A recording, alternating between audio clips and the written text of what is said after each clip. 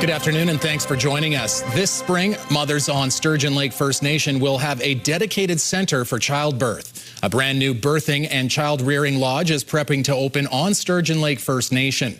The lodge will allow mothers from Sturgeon Lake First Nation to give birth on their own territory, and mothers from surrounding Indigenous communities can give birth in accordance with Cree ceremony. Sturgeon Lake First Nation met with Indigenous Services Canada on Thursday to advance funding discussions for the lodge. The grand opening is scheduled for April 29th. The Saskatchewan Public Safety Agency says a report on the 2025 wildfire season is going to take longer than expected. This week, in a media availability, Minister of Community Safety Michael Uyghur says an independent review from MNP was expected to be completed by February, but that it would take some extra time to finish. Uyghur says MNP indicated some additional interviews with fire behavior specialists needed to ensure it was a comprehensive report. Today, residents affected by the 2025 wildfires say they're nervous heading into another wildfire season. You know, it's unacceptable. We need as much resources as possible. And that's where the MMP report, we need to know what went wrong last year and how it went wrong. I think most people know what went wrong, but this isn't about pointing fingers and blaming people. It's so it doesn't happen again. In a statement, the province says it extended the review time frame to late spring to ensure the report is as accurate as possible and that it reflects the voices of Saskatchewan residents. It says this delay has not stopped the SPSA from making improvements during the off-season, including to evacuation policies and pre-planning with First Nations. A 22-year-old woman has been charged by Prince Albert police in connection to a pair of assaults early this month. Yesterday, a little before 8 p.m., police were called to the 800 block of 15th Street East for a disturbance with an unwanted person. A woman had returned to a location and refused to leave, getting into an altercation with security and the public. A 34-year-old man was injured and was taken to hospital. A 22-year-old was arrested and charged, and through investigation, it was determined the same 22-year-old had been involved in an assault on 14th Street East the morning of April 1st. A 16-year-old girl was hit in the face and injured. The 22-year-old remains in custody and was scheduled to appear in court today. The Saskatchewan Court of Appeal has upheld a judge's decision over an impaired driving trial that took too long, effectively ending the case. The appeal court unanimously voted Taylor Kennedy, the first woman in Saskatchewan charged with THC impaired driving causing death, was not tried within a reasonable time frame under the Charter of Rights and Freedoms.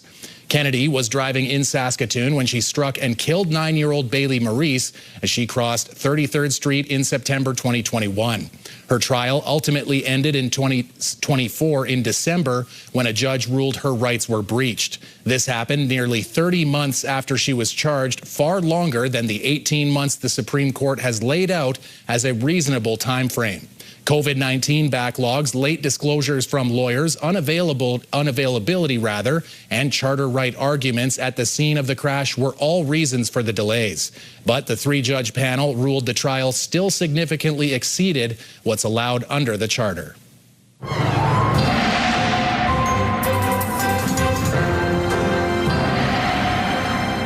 All right, Jeff, it's a big Friday heading into a weekend, and it's, again, improving little by little in terms of temperature. Yes, it is. We are looking at temperatures that are really quite mild today and staying that way into the weekend. John, next week, we'll talk about that later on because we've got a bit of an unsettled situation coming our way. We're just keeping our eye on this disturbance that is making its way across the Alberta-Saskatchewan border into Saskatchewan. Some snow and possibly more likely in the form of rain, but we're going to keep our eye on that situation. But all in all, things are looking pretty good for the weekend. More details on that later on. RCMP are investigating after a fatal collision involving a pedestrian on Highway 55 on Thursday morning. Police responded a little after 1 a.m. Thursday to Highway 55 east of Nipawin. Fire and EMS responded to the pedestrian, who was pronounced dead at the scene. RCMP have notified the family of the victim, a 30-year-old man from Red Earth Cree Nation. A collision reconstructionist is investigating the crash, and the driver of the vehicle remained at the scene. Construction on Saskatoon's new emergency shelter is expected to begin this summer. The province says it has awarded the contract to design and build the facility to Quarex Construction Services. The 60-bed shelter will be built at 170 31st Street East. The cost of the shelter is estimated at $6 million and is expected to be complete next spring. The province says in addition to the shelter, the facility will provide support services to address wellness and cultural needs and help people transition to appropriate housing. RCMP are investigating the death of a 65-year-old woman as a homicide. RCMP were called Wednesday afternoon just before 3 o'clock to a home on 20th Street West in Battleford where a death had been reported.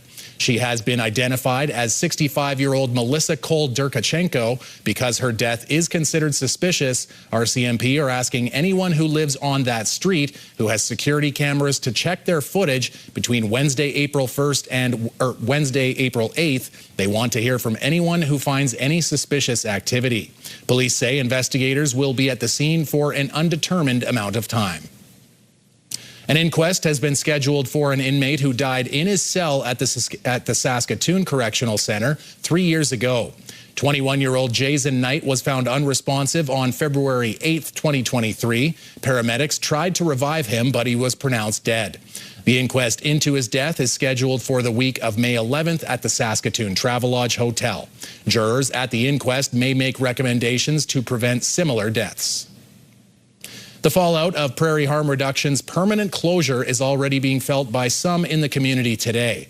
On the first day of its shutdown, several people are gathered outside the supervised consumption site and drop-in center. The organization announced yesterday it was ceasing all operations, including its Pleasant Hill facility, support services, and youth housing. The decision follows the discovery of a major financial shortfall last month. The PHR board vice chair says the organization went from a surplus last year to a deficit and that it was larger than expected once they began reviewing finances. Meanwhile, Lexus Saskamoose, who used PHR services every day, says the closure is heartbreaking. Because this was a place of safety. It was a place to be peaceful. It was a place to feel like yourself and not get hurt, have a safe space. The vice chair says PHR supported hundreds of people and says the board has been in contact with other organizations preparing to fill the gaps in services. A grandmother from Yorkton is combining her traditional practices with some modern ones like social media.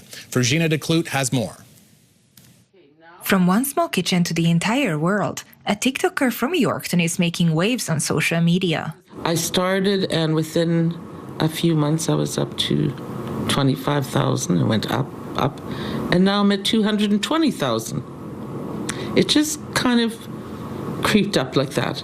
She didn't know about TikTok until her granddaughter approached her. Then one day she said to me, "You know, Grandma, can I start you on TikTok and tape all these stories so that someday when you're no longer with us, we can listen to them like the other grandchildren?" First, she posted smudgings, but one day she uploaded a video making bannock. And people recognized me uptown.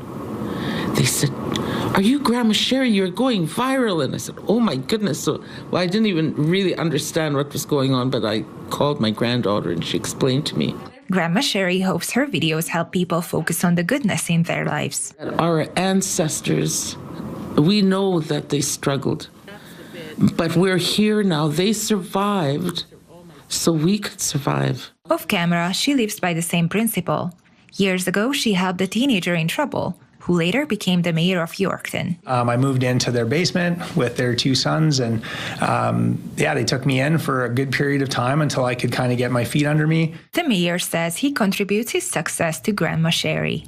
She's such a special lady, and what she did for me is something that I know she's done for so many others. Just very caring, very generous, very supportive, non-judgmental. Grandma Sherry is set to debut her own television cooking show using the language of her ancestors, while continuing to share wholesome cooking videos on TikTok for years to come. Virginia Declout, CTV News, Yorkton. When we come back, a preview of round 2 between the Raiders and Blades. We catch up with the head coach of the Prince Albert Raiders, Ryan McDonald.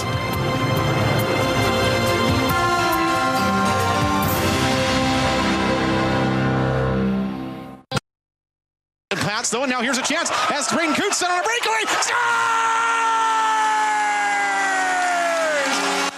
The second round of the Western Hockey League playoffs begin tonight and will feature an all-Saskatchewan matchup as the Prince Albert Raiders host the Saskatoon Blades. Now, these two teams met 8 times during the regular season. The Raiders won 6 of those. Our next guest will tell you that probably really doesn't matter to him. It's the head coach of the Prince Albert Raiders. Ryan, thank you so much for spending some time with us this morning. If you could, maybe characterize this matchup in your view. Again, real exciting to play our rivals right up the highway, and we know it's going to be a real competitive series, and any team that makes it into the second round, you're there for a reason. And again, we're just really excited for the matchup, and we know both atmospheres are going to be extremely electric. Any coach will tell you the regular season series doesn't matter, but fans, it's a nice talking point. Does 6-2 mean anything to you? No, it's a new season now, and again, it's for us to, again, stick to our process, stick to our habits, stick to our details. We had a great week of preparation and game planning, and I'm just excited to get out there and get it started tonight. Ryan McDonald is the head coach of the Prince Albert Raiders. They start against the Saskatoon Blades in round 2 tonight. What did you learn about your team in round number 1, Ryan? Again, in round number 1, guys, you gain experience, you go through different situations, and again, just a group that continued to play the right way, get to our pace, and stick to our details, stick to our habits, and again, get rewarded. You've been watching a lot of tape on the Saskatoon Blades, I imagine, over the last week and a half. What's jumped off the page to you? Again, these are two teams. You talked about at the start. We played each other 8 times during the regular season. Two teams that know each other extremely well, and again, we're looking at a group that is really scrappy. They're very competitive. They compete right till the end, and we're really excited for this test. I haven't looked at ticket sales, but I imagine it's pretty close to sold out. What makes the Art Hauser such a hard place to play when it is packed? It is. It's electric. Again, I think the fans are so passionate for our group and how they support our team and our players, and it's truly special. And you watch, when you walk around up top as a spectator, and you see people standing on milk crates so that they can see one over another in the standing room side of things. That's what makes it electric in Prince Albert. I love the 3rd jersey, the new Pirate jersey. I have to get a shirt made with Daxton Rudolph on the back, because he's obviously one of the players that people go and pay money to see. But there's got to be a couple of players on your lineup that you're like, wow, this guy's really emerging in these playoffs. Who's that? Well, I think you look at our depth down the middle, from Aiden Ordering to Braden Coots, Max Heisey, 19-year-old Evan Smith. On the back end, Justice Christensen, Barrett, Mateus Mann, and then into our young guys, Brock Cripps, Ben Harvey, Connor Howe, who stepped in and done a tremendous job as well too. And our depth, I think we just have a really good mix of 4 lines and 60, and allows us to play them. Ryan, you want those jerseys in the building to be green or black or with the Prince Albert logo on them? How do your fans get tickets and keep them out of the hands of Blades fans? Yeah, definitely. For us, we're just real excited to get things going on Friday here, and we know it's going to be electric in the crowd, and the guys are really excited to get things started. We're excited to watch it all unfold. Ryan, thank you so much. Good luck the rest of the way. A weekend weather forecast coming from Jeff after the break, and 3 key changes cancer clinicians are calling for.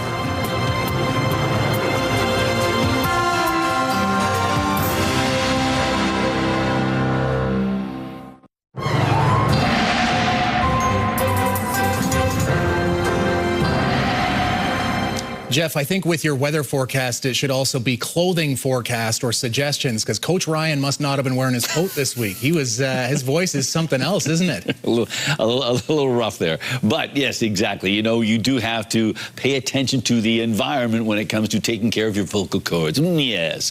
But we have got ourselves an interesting 7 days in the forecast for not just Prince Albert, but other locations as well. Keep an eye on this system, as I mentioned, moving in from Alberta into parts of Saskatchewan. And, of course, if your travels are taking you out to the West Coast, it could get a little dicey out on the West Coast when it's been fairly nice the last few days on the lower mainland in Vancouver and into parts of the interior, places like Kelowna, temperatures nicely into the 20s. But that's going to get a little wet out there. But across the prairie provinces, things are looking pretty good. So let's concentrate on that, shall we? Here's our futurecast. Well, there is that disturbance sort of moving into Saskatchewan, developing a little bit, and then sliding into Manitoba. But a second system, as you can see, showing up in Alberta, northern Alberta, and with its sights on northern Saskatchewan as we make our way into Saturday afternoon. So we'll keep our eye on that. Not much in the way of strong winds. It'll be a bit breezier as the afternoon goes along and these pressure lines get a little tighter. So we'll keep our eye on all of that. -3 degrees in Spiritwood, -1 in North Battleford overnight and the Battlefords region, -4 in Candle Lake, -3 for an overnight temperature in Birch Hills. The same for Rostern,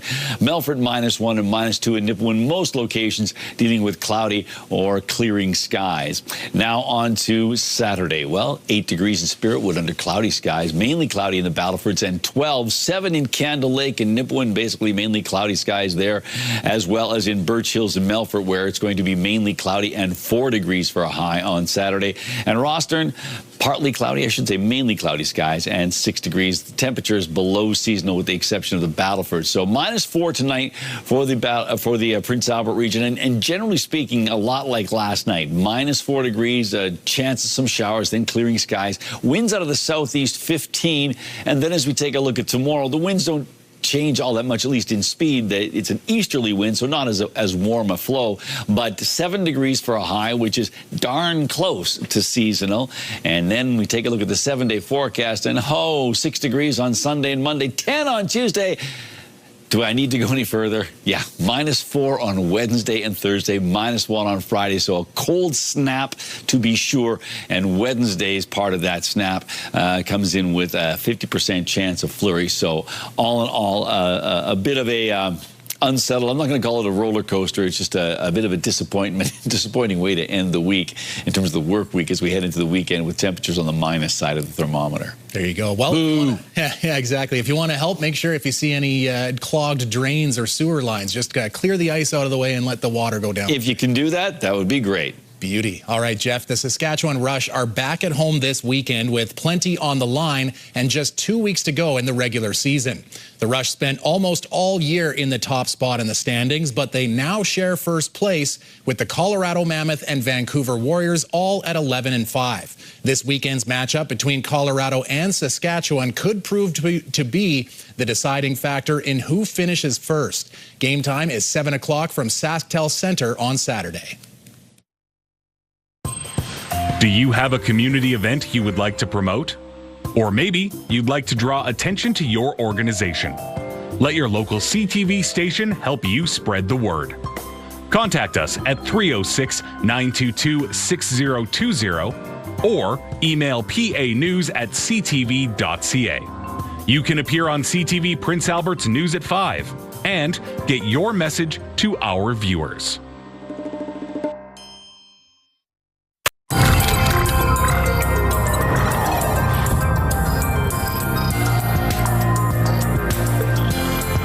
Cancer clinicians are calling for provincial and federal authorities to make 3 key changes to improve access to care. Pauline Chan has more.